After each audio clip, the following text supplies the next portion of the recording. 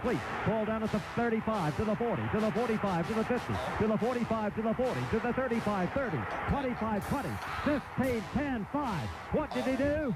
All he did was score. Joey Pence, touchdown on play number 1.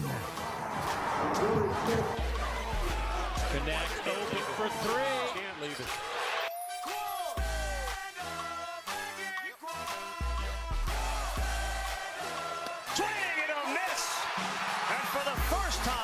Rocky Top reaches the mountaintop of college baseball.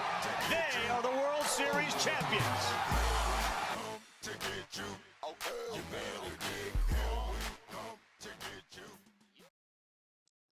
Hello, everybody. Welcome to the, I guess you could call it the reboot of the VolsCast. We know it's been a while since me and Mylon have done a video, but now that football season is over, we're just going to shift gears to baseball and basketball. And mind you, this is the podcast where touchdowns, threes, and homers are on the mic still. Now to start off, our rundown for today, we're going to recap the 2024 baseball season. We're going to talk about the baseball season so far, and we're going to get into a little bit of basketball. We're going to talk about the basketball season so far and bracketology for March. And I know you're like, whoa, what about the MASHACK buzzer beater? I got you. Wait till the end. It's worth it. Now, to start off, we're going to go with a recap of the 2024 baseball season. Obviously, SEC champs and 2024 national champions. Vitello gets an extension, and I think it was 6 of your start 9, leaving to go to the draft. And people are saying, "Whoa, that was a very, very talented team." Well, this year's team is more talented than last year's team, believe it or not. Yeah, I mean, including your little brother Seth. I mean, Seth was sitting there going, we're gonna be trash." And here we go. Vitello reloads. You get freshman. I say freshman. You get an All-American Gavin Killen, the second baseman from Louisville. You get probably the best, by far the best duo, roommates from Ole Miss. You get Liam Doyle, who's leading the nation in strikeouts right now. I believe his strikeout counts up to 34 on the season. And then you get Andrew Fisher. Andrew Fisher's first baseman, power hitter. I mean, you went from Blake Burke to Andrew Fisher. There's not much more of a difference as he homered today. Then you sprinkle in a freshman by the name of Levi Clark, who I believe will shatter every home run Tennessee record thought about being set, which is Burke. And more. They went back and forth last year, so it's insane what Vitello has done, and he continues to do, and his staff. It's definitely a dynasty. You can look at Tennessee being now as in my opinion, you can look at Tennessee being the Alabama football version of baseball. So it's going to be a fun next 15, 20 years. Oh yeah, for sure. And forgot to mention Jay Abernathy. I like to call him the base bandit because he's fast, and my gosh. And if you didn't know, Jay Abernathy and Levi Clark, they both turned down major league offers coming out of high school, which I think is pretty awesome that we got to have these two talented guys coming onto our team.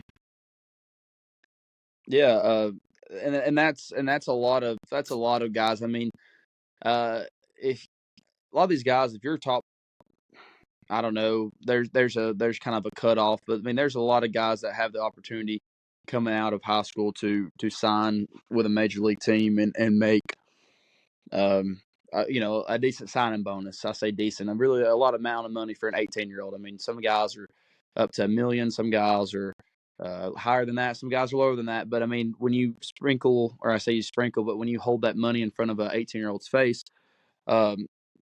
it's very hard to not take that offer. But then you realize, well, I'm going to start at single A, and usually the average time in a farm system, in the major league system, is 7 years to get to the show. So I know a local guy, Trey Cabbage. It was about 7 years. He's from Granger County now. Here he is as well with the Astros organization. He made the show. It took him 7 years. Went down the road to Granger County High School. So it's one of those things where do you want to go and play in the minors and play in front of very few fans and no one knows who you are? Or do you want to come to college, a team like Tennessee that won a national championship? A quote from Levi Clark. He said they asked him, said, why did you turn down the draft to come and not to come to Tennessee? And he said, why would I go pro when you come to Tennessee and the coaches make you a pro? And so I think that it's just like if Tennessee didn't even need another recruiting missile to fire out at all recruits, I mean, that right there is a testimonial. Then crap. Now this kid said this. I mean, everybody's gonna come to Tennessee now. Yeah, good point. And still, best bullpen in the nation. Currently, they're ranked third behind LSU and Texas A&M. But Texas A&M is not going to be number one. They lost. I actually think they're playing right now. They're playing Rice right now. They've dropped four in a row. Recently, being last night against Oklahoma State. So they dropped. They lost. Let's see, I know they were Cal Poly, Texas State, Arizona, and then who they play yesterday? Oklahoma State. And they lost to Oklahoma State. A&M did, yeah. So they're gonna they're dropping. They're dropping. Yeah, it might drop beyond probably. If I'd say probably beyond the top 15, maybe. I don't know. Maybe baseball's a little bit more gracious whenever you lose, but losing four in a row, they'll be like 10, 12 or so. I think. Yeah. Probably. I mean, I don't know. I mean, you lost to two good teams this week. I say good teams, two respectable teams, not Cal Poly. No offense, Cal Poly, but. And also, going back to the recruiting side of things for baseball, there's been guys that have been recruited to Tennessee, and they're on the roster, but they don't get a chance to play because they're just that good. And I think that I have high hopes for Tennessee this year. I think they're going to run it back to Omaha and hopefully go back to back because I think there's only been, correct me if I'm wrong, I think it's like 3 or 4 teams that went back to back all time. Yeah, I don't actually know that. I mean, that's something just Google would probably tell you. I think that it's definitely a lot harder to do in baseball versus even football, I think. So I don't know. I feel like that going. They're gonna go at least to their super regional. Should be back in Omaha. I think Florida got pounced. They were up 4-0 against Miami today, and I think they ended up losing 14-6 or. It was they were going for the sweep today. They already beat them twice. And then Arkansas, that Charlotte comes into Arkansas this week and gives them all they want. I mean, they lost or they won the first day by I think a run. And then yesterday they won by 3, 8-5, I think it was. And then today, last time I checked, they were up 3-1. So I mean, Charlotte comes into Arkansas, they're ranked 4th in the nation and gives them all they want. So, I mean, dude, no one's safe. And Tennessee's going to lose. I mean, they're going to lose several games. It's part of it. When you get to a series in a weekend, when you get in the SEC, if you win the series, that's all you can ask for, Yeah. And we got to remind Seth of that too. Well, into Alabama, they were down 10-0 against Ohio, and they ended up coming back to win the game 12-10, which it's impressive to come back from a deficit that large and win. Yeah. Alabama's got another a good program. Luckily the SEC it's loaded and all, but it's not the same as it is for her basketball. Basketball, in my opinion, is it's the real deal. It's tough for sure. Yeah, if we're gonna go ahead and get into basketball for this is I'm gonna, I guess you could say, tease the bracketology, and there's, I think, hold on a minute.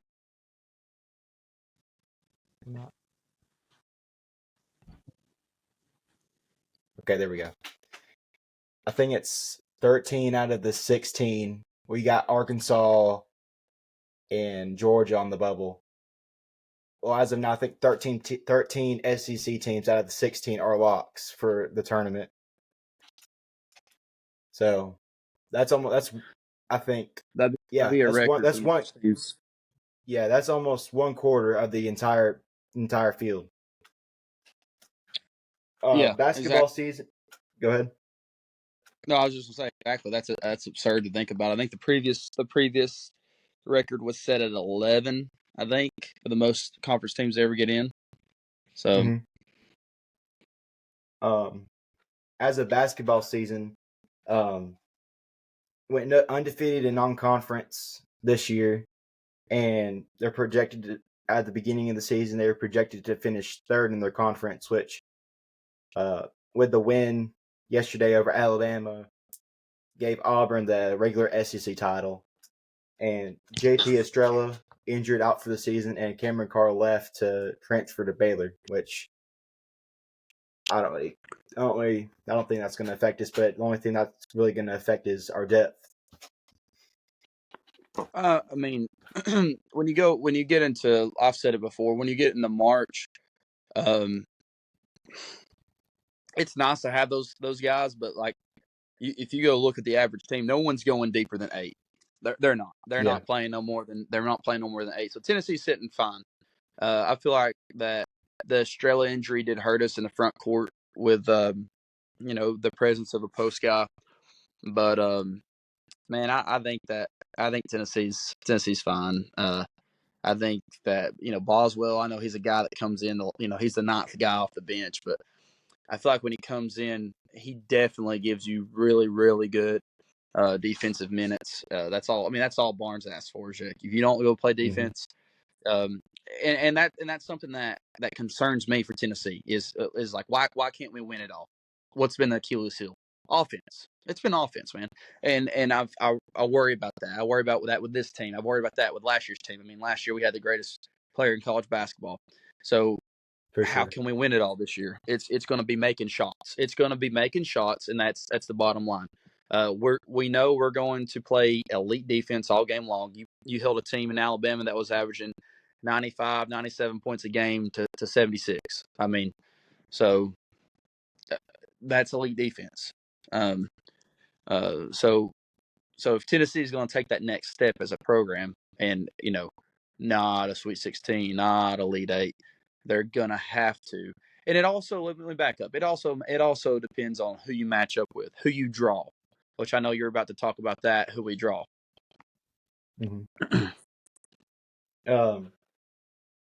Now to get into the Alabama game, I know we kind of just touched on that a little bit, but the MASHACK buzzer. Let's just talk about that for a minute. The MASHACK buzzer. Let's talk about those final 3.8 seconds. There was I think a foul. There was a foul. It was on the floor. 3.8 seconds left. Nate Oates has 2 timeouts. 2 timeouts. They got a jump. It was a jump ball. Oh, it was a jump ball? Mm-hmm. Well, they inbound it, trying to find somebody open against the top defense in the nation. Nate Oates has 2 timeouts, so I've said it. I'll say it again. 5-second violation. What do you think about that? Do you think that the player was waiting? I'm going to rewind. Okay. Tennessee had no reason. I don't know the analytics on the game. We played basketball. I thought Cherokee did. So, of course, I told I called you at the end of the game, and I was in the locker room when I called you. I was sitting in the stands, and Tennessee was down. Man, Tennessee was down 76-72. Lanier gets the ball up the court and throws up and one. Right, he gets fouled, so we're down 2 now. You know what I'm talking about? Okay, so you're at 30-ish seconds at this point left in the game. I think it said 30.8 to be exact. he misses the free throw, but on the box out, what happens? A foul's called. Who calls the foul? The hustle foul. Who was it? JAHMAI MASHACK. Okay, hold on. I'm about to talk about who JAHMAI MASHACK is. Okay, it was the JAHMAI MASHACK final minute. That's all it was. What's JAHMAI MASHACK do? Cool as a cucumber. Makes 2 free throws. Ties the game up at 76. Alabama. They can milk out for the final shot, right? So it's either Bama wins or it's OT. That's what's going on in my mind. Well, what happens? Sears, they get a high ball screen. Sears takes off down the left side. What happens? Jump ball. Who calls the jump ball? JAHMAI MASHACK. Oh, wow, JAHMAI MASHACK. That sounds familiar. Okay. Who's guarding the inbound? Cade Phillips. Okay. Cade Phillips does a great job. Calls his 5-second call. Like you said, why does Nate Oates not call a timeout? I don't know. Maybe he thought it was a quick 5 seconds. Mm-hmm. I don't know. I wasn't counting myself. Maybe the player thought that he was going to call timeout to just kind of talk things over. But yeah, I mean, as a player though, you have the ability to call a timeout. You know what I mean? Like he didn't have to. Yeah. And I don't know why. You got to have an internal clock, and you usually want to be about a second ahead because you don't want to be slower than because. I'll say this: officials have a different timing. Some people count faster than others. It's by the discretion of the official. It's not like they have a stopwatch. You know what I mean? And it's like, all right, 5 seconds. So I think that's one thing you got to know throughout the game is like, hey, who's counting here? Which official's counting, and how fast do they count? And so, you're talking about JAHMAI MASHACK shot, and I know what me and you thought. We were like, oh, here goes MASHACK. He's going to jack one up. He's going to go over the backboard, right? I mean, that's just me. I mean, that's what was going on in my mind. I mean, JAHMAI MASHACK's a tremendous. I mean, he's a ball for life.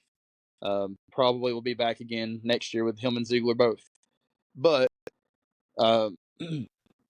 it just like he shoots the ball from 40 feet but in between the E and the N in Tennessee. And as everyone knows, it leaves his hand with 0.2 seconds left, so just in time.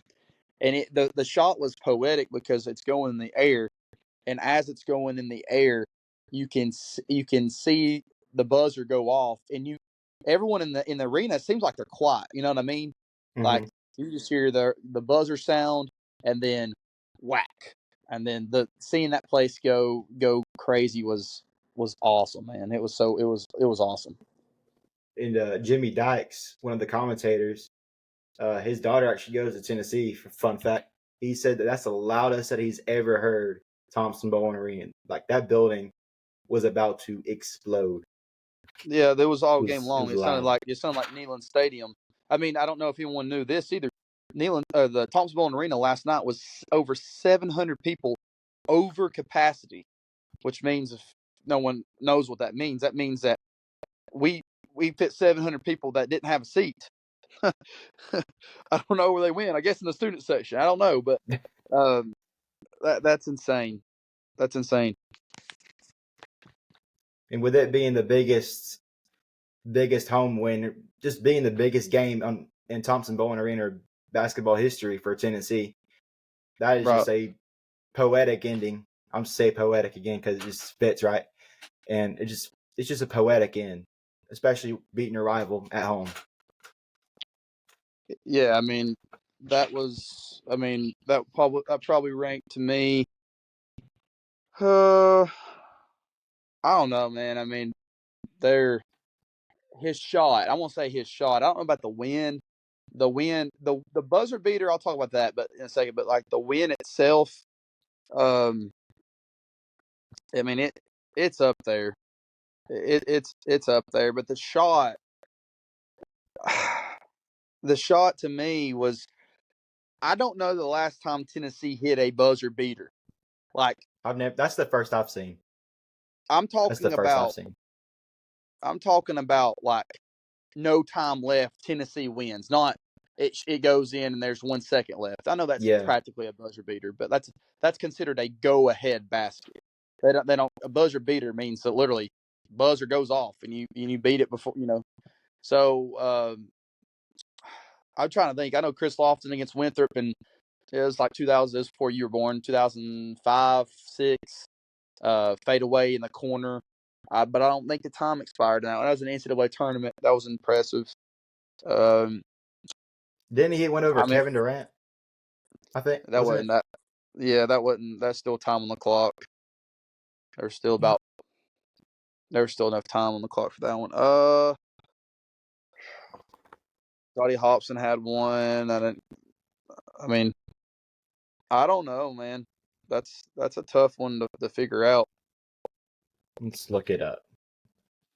Might be hard to NC find because they're probably just going to give you last second shots. Yeah.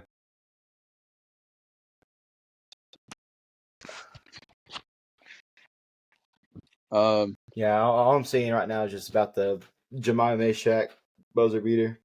Yeah, that's just research, but as far as the win goes, man, I think that I think the win. I mean, the win was One a seed's a good lock. win. One seed's a lock for sure. You just gotta win. I mean, I don't say it's a lock. I mean, you can't lose your last two games, and you're gonna. I think you need to win. You can lose at Ole Miss. I think and still be okay. You definitely don't need to lose against South Carolina. You definitely do not. You gotta win. I think you gotta have at least two more wins. You know. And then you got the Meaning SEC that tournament. you need to win one in the tournament, and that's the thing about it, man. Is like if you win one in the tournament, you're probably playing like Texas A&M first game. Like it's not like you're Yeah. playing like the death and the Georgia. blind. I mean, it's. I mean, I wouldn't want to play Georgia. If I wanted to play anybody, South Carolina's got nothing to lose. I mean, they could go. South Carolina go in and be in the championship game. I mean, what do they have to lose? Mm-hmm. I mean, I don't. There's not. I mean, Missouri shoots the ball well. Vandy's got a. Vandy, I hate to say it, dude. They're solid. They're solid. I mean, they beat A&M. At A&M the day after, or the week after we did. So, I don't know. I just know this. Go ahead. Say another team to watch out for in the tournament and in the national tournament is Mississippi State. They are. I mean, they beat. They beat Texas A&M, and I don't know if they have any other good wins, but they're a scary team. I know they talked about at the beginning of the year talking how Mississippi State's going to be that team to not be like a Cinderella, but sort of an underdog. You said you got the bracketology ready? You want to I talk do, about but seeding and the stuff? one that I have pulled up from the ESPN, the Joe Lenardi one, it has an update. It still has us as a 2 seed, but the CBS one has us as a 1 seed in the West right now. Yeah, talk about the teams that are on that side. In no specific order, you got us, BYU, Mississippi State, Iowa State, Arizona, Texas A&M, Louisville, Wisconsin, Norfolk State, San Diego State, Utah Valley, Yale, Drake, UConn, and Omaha, and one empty spot for the play-in teams, like the teams that get in through a playing game. Yeah. Let's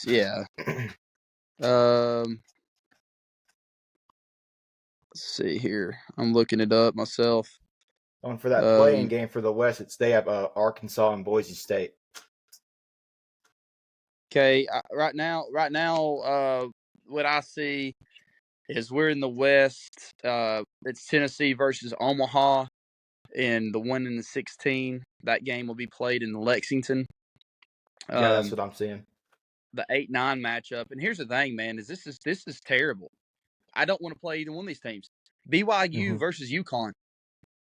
BYU's legit. UConn is. I mean, they're seeking a three-peat. So I mean, yeah, they fell off a lot this year. But Dan Hurley, you can't go against Dan Hurley, man. I mean, like you can't bet against him. You can like as you said they fell off kind of this year, not being like they kind of fell off in like their Maui tournament, whatever they played in. They were unranked for a minute, I think. But it is all comes down to how you play in March. I mean, BYU, they dismantled Kansas by, I think, was it 30 points? Yeah, Kansas though. I'll say this: Kansas is a team that's fell apart, but Kansas is another team that has the guys to, to do it all. Here's the thing: is it's all about matchups, and I don't think this is going to be the final bracket at all. I'm just going to talk about it. The 5-12 is Mississippi State and Drake. The 4-13s Iowa State and Yale. The 6-11 Arizona 6-11. They have it blank, so I guess they're kind of unsure still. A&M, Texas Yeah. A&M's in this one as well. They're the 3 versus Utah Valley, Louisville. The 7-10s Louisville, San Diego State, and the 2-15s Norfolk, Wisconsin and Norfolk. So, I mean, that's. I mean, being the 1 seed's a blessing, but it's a curse. I mean, Yeah. first 1 seed ever. Well, I'm gonna ask every Vol fan out there: would you rather be a 1 seed and get knocked out in the Sweet 16 with Elite 8 maybe, or would you be the 2 seed and get to the Final Four? I mean, let's just be honest. We don't care for the 11 seed. We want to get to the Final Four. I mean, enough of the. It's like we've talked about all year long. Who cares what we're ranked? Who cares? It doesn't matter. It doesn't matter. And it's just like with baseball. I don't care if we lose 20 games. I know what we're capable of doing. It's just like football.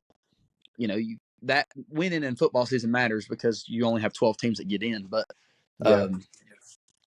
it's just, I don't know, man. It's one of those things where it's all about who you draw, and it's all about being hot at the right time. I think Tennessee is playing good ball right now. I don't think they're hot. So if they want to start not be able to miss here in the next week and a half, because you got to think next week, that Wednesday starts the SEC tournament. Yeah. It's So I going to mean, be March Madness before you know it. Selection Sundays, I think, and March 16th. Selection Sunday's 2 Sundays away. It's That's crazy. It's already here. That's crazy to think about. Yeah, absolutely, man. So, yeah, it's. I mean, it's like I said, it's all about who you draw. And we got a chance of being. We got a chance of having a pretty easy slate. I feel like the easiest slate that Tennessee has ever had is the year that we got upset by Chicago Loyola, and if we would have just beat them, man, we would have just beat them, we would have been just cruising into the Final Four. Because that was there's the a lot of Elite other Eight. I teams that remember got watching upset. that game. Was that the Yeah. Elite Eight? No, we got beat in the round of 32. Oh, Got beat in the second game of the season of the tournament. Yeah. So that was a tough one. That was a tough one. and then this be the last. This part of the bracket just caught my attention for like bracketology, and then we can cut it off. Auburn has Michigan State. They've been, I wouldn't say hot and cold, but they look to be a very scary team entering the tournament as well. Yeah, I mean, I think the 2 best basketball teams in America is Duke and Auburn. I think there's no. For sure. I think Houston's up there. Duke's beating everybody by 30, but They're Duke's in the ACC. There's 3 teams that looks like that's going to get in. I guess for sure right now that's Duke, Louisville, and Clemson. Clemson's playing good ball, but I think that Duke is on a different level. But they slip up and they choke every year. I mean, it's just one of those things.